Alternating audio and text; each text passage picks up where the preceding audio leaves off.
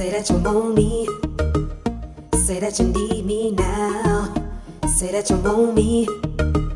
Say that you need me now. Coming up this high, thinking about you. Can't wait till next time. Secret knocks on my door. You the John Doe I've been waiting for. What we gon' do? What you got planned? What's in your mind? Down to explore.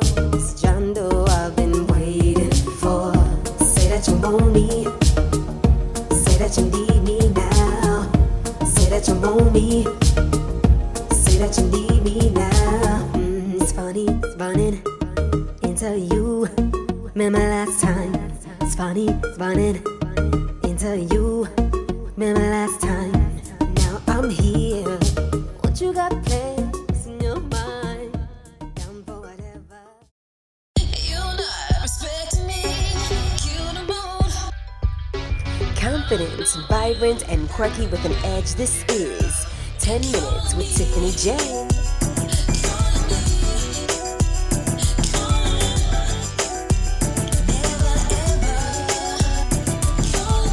10 Minutes with Tiffany J features the inside scoop as she juggles the world around her, a 9 to 5, along with a handful of gifts and talents that will blow your mind. All things Tiffany J on her website at MissTiffanyJ.com. Now, let's get into the show.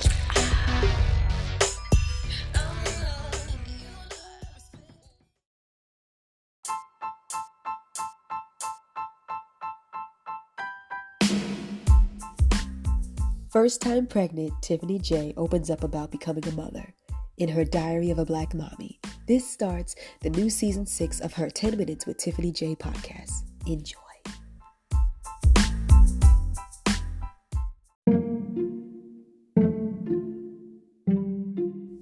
Hello. So, this episode I want to be like real and honest about some of the emotions and the thoughts that I have, not like the other ones like I hadn't been, but this is like for anybody who has a loved one or if you are currently going through a pregnancy. I'm gonna just go through my thoughts and maybe you can resonate with me and be like, wow, I didn't know she even thinks these things. Okay, cool, let's just get into it. So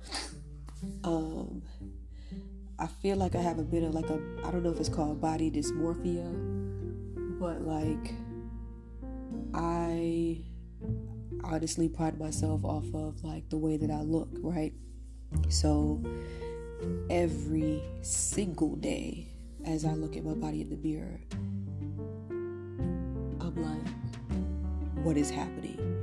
And it's different, it's new.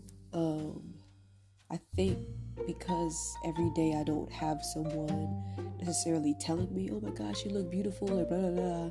Like, these are things that I have to, like, tell myself so I can keep myself upbeat and to say that this is a natural process.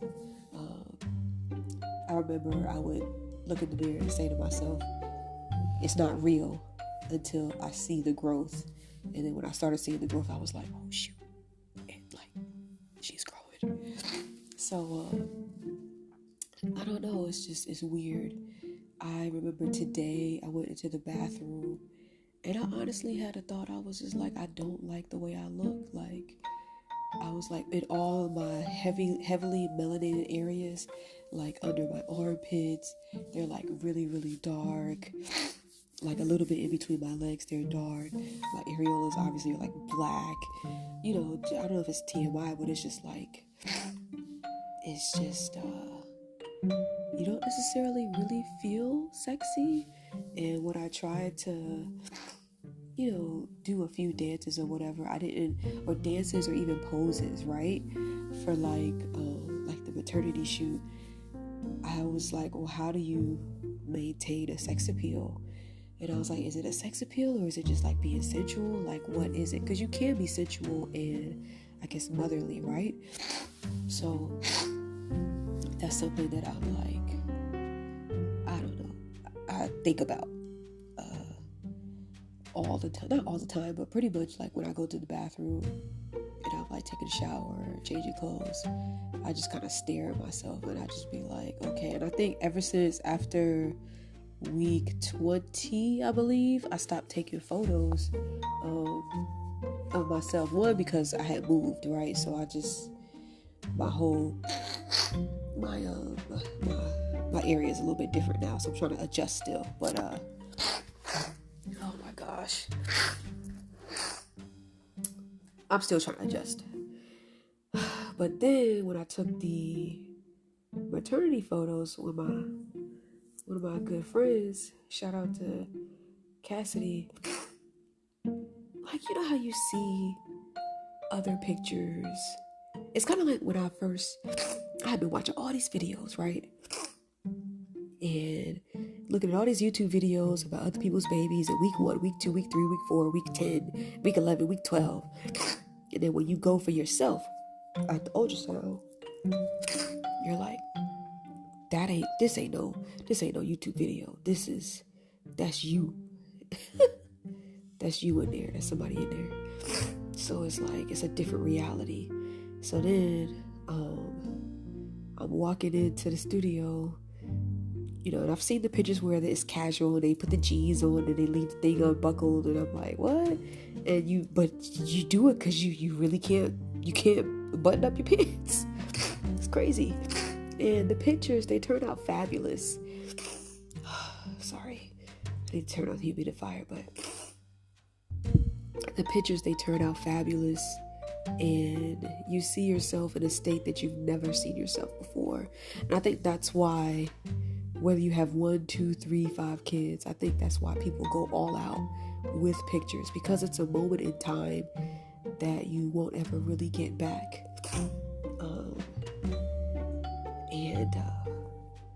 Not that, oh my gosh, I'm gonna do this again. I don't know what's gonna happen, but I do know that I think once this is over, I don't know if I'll miss it, but I'll be like, wow, I can say that that's something that I have partake. There's something I've done, basically, or I've experienced, and it's interesting. But yeah, the body, if it's called dysmorphia or whatever, that's something that I don't necessarily look in the mirror and feel 100% like amazing, to be honest. I also am still struggling with my confidence ever since I found out and just how everything went down. For the first 2 months, as I was still telling my family and close friends, I was very, very, very low, through the floor low. And I had a hard time at my job, looking people in the eye. And at that point I wasn't showing, so nobody really knows what's wrong with you. You just look really sad and miserable. And now when I look not sad and miserable, but now when I look tired, people are like, oh, I get it, it's okay, you gonna make it. But before, and even up until now, it's a mental thing. I'm still struggling, and it's just because of the way I envisioned, because I always will say, I don't mind being pregnant. I'm not doing this by myself. And to be honest, what I said is still true. I am not doing this by myself. But I also wasn't specific in my prayer or in my thoughts to manifest it correctly. So, but I'm thankful for where I am. I really am, because it's actually made me stronger, to be honest. Everything that I've gone through up until this point, when life hits me with some other just random stuff, something, I'm not saying something like an accident or something like a mishap at work or something like your bills are behind. I'm not saying those things aren't major, but when something like that does happen, it doesn't rub me the same way. I'm kind of like, you know what? If I can get through this pregnancy and bring this child into the world safely with a sound mind and not go crazy, I think I pretty much conquered the world, to be honest. And I'm never going to disclose publicly everything that I've been through in my mind with all of this and what's been going on. But if I can get through this, which I am, I can do anything. Like, I can do anything. And I know it's not over. Like, oh, once I have the baby, like, all my troubles are over. No, I understand that there's going to be, I don't even, you know what, everybody keep talking about, you know, it's going to be hard. And this is how I look at it. In life, you have to have mental toughness, and you have to have endurance. And that is what I like thrive off of, or strive to have at all times. And that's what's made me successful in life. Is work hard during Christmas season? Yes, it is very hard. It is the worst time in retail, okay? But with endurance and mental toughness and focus and all that stuff, we make it through. You know what I mean? But I'm not going to tell someone like, I mean, it does suck, but I'm not, you know what I mean? Like, if that's something that you want to do, I'll be like, I still love framing with all of my heart, but it's a difficult time during that time of the year, and I know it comes through. And every year I know I have to have on a certain mindset. Same thing like when it comes to this. Like, the only difference is I'll have her 24/7 when I have her 24/7, or when I can't have her, you know what I mean? She'll be with somebody else, but then when she's with me, and I'll just be like, it's cool. I don't have no problem with that. Finances, or do I know where they're going to come from? I don't know, to be honest. But so far, I have a roof over my head. I have somewhere to sleep. And I have a car that works. And I have a job. And I get to eat every single day. That's what matters. So I feel like if God is going to take care of me to make sure that this soul is saved, because the same way he looks out for you, she's a new soul now that's here in the world. So he's going to look out for her too. So if he's got to make sure that she's straight, he's got to make sure that I'm straight in order to make sure that she's straight. Okay? So that's a few things that I think about. I've reached my 10-minute limit. I want to keep it there. And then I'll see you guys next week. Enjoy.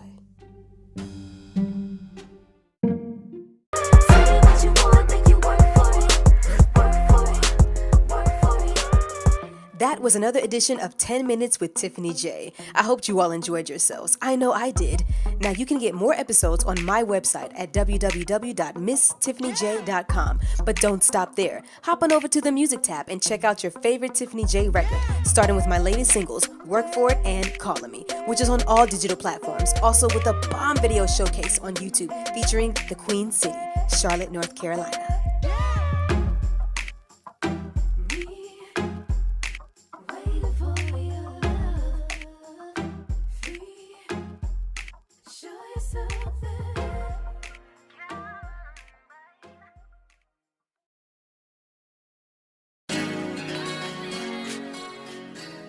All right, y'all, this is for the few people that I rock with, and if you want to connect with any of them for their expertise in their craft, hit me up so that I can link you. First, I want to shout out my indie label 646 Entertainment Group. It's a one-stop shop for the ultimate music experience, artist development, engineering, road management, business awareness on how to properly release your songs, get royalties, and more. Next, I want to shout out No Gossip, Just Talk with Tanisha and Mitra, who inspired me to step outside of my comfort zone and start this podcast. I pop up every now and then with a topic, and we have a blast with Girl Talk 101. Special attention needs to be drawn to my boy, Sarian, for answering my prayers and becoming a part of my journey musically and beyond. More to come as life unfolds. I'll save some for later. Now, my jewel, no pun intended, is my accountability partner who has like the exact same mind as me. When we link, things happen in the atmosphere. I am so glad we crossed paths. Angel, my love, you are an inspiration. Dance fitness is a lifestyle, and you do it with such ease.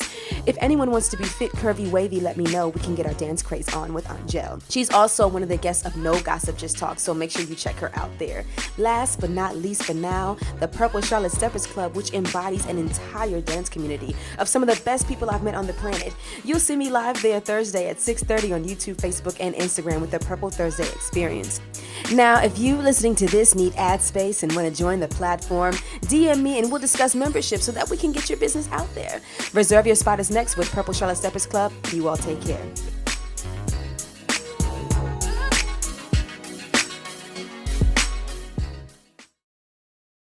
What's up, Dance World? This your boy Herschel KG. This beautiful lady is. I'm Tiffany J. If you missed out last week, you do not want to miss out this week because last week was lit. Amazing. So, if you want to be in the building, make sure you go to purplecharlotte.com. Reserve your spot. Yeah. Okay?